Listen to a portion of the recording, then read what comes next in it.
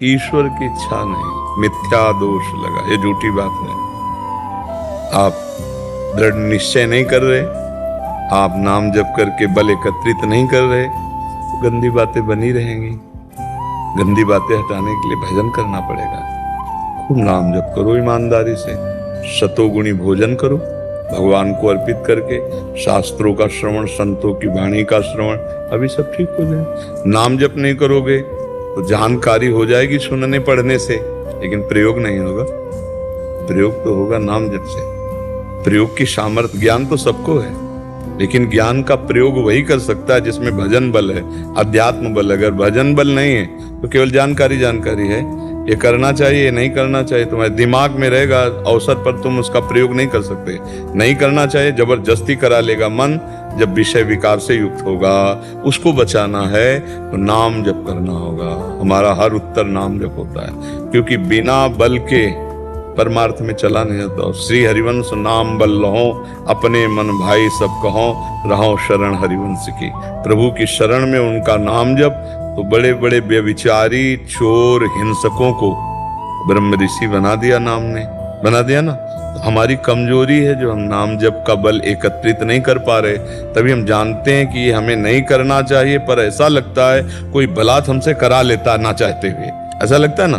तो हम उसको फिर कहते हैं प्रारब्ध, उसको कहते हैं ईश्वर की इच्छा, फिर उसको दे देते हैं कि भाई दैव हमारे पक्ष में नहीं है, इसीलिए। ऐसा कुछ नहीं, हमारी गलती, हमारी वासना, हमारी कमजोरी है। उस कमजोरी को हम अध्यात्म बल से, भजन बल से दूर करें। खूब नाम जप करें, सतोगुणी भोजन करें, संतों का सत्संग करें। जो कार्य नहीं करना वो नहीं करना। जब ऐसी दृढ़ निष्ठा में आवे तो हम जीत जाएंगे, नहीं तो बार बार फिसलते रहेंगे और उसे हम देते रहेंगे काले कर्म ईश्वरे मिथ्या दोष लगाए। तो सो परत दुख पावई, सिर धुनि धुनि पछताए, काले कर्म ईश्वरे मिथ्या दोष लगा।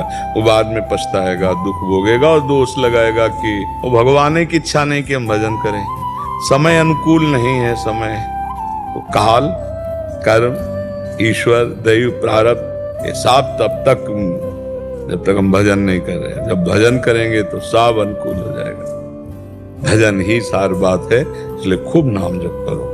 अधिक समय नाम जप करते हुए अपने कार्यों को करो। संसार के जो कार्य हैं, जो भी कार्य भगवान ने दिया हो, नाम जप करते हुए करो, फिर आप देख लेना, इसी से लाभ मिलेगा।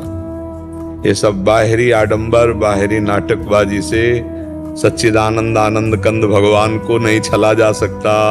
नहीं, अब आजकल आडंबर नाटक बहुत प्रिय लगता है। सत्य मार्ग में चलना कड़ुआहट वाला मार्ग है, थोड़ी देर फिर आनंद का है।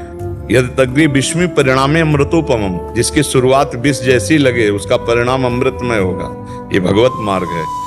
और यदि तग्नि अमृतोपमम तो परिणामे विस्मी, जिसकी शुरुआत अमृत जैसी लगे, विषय भोग पापाचरण गंदी बातें ये अमृत जैसी लगती हैं, तो परिणामे विस्मी, इनका परिणाम विस्मय होगा।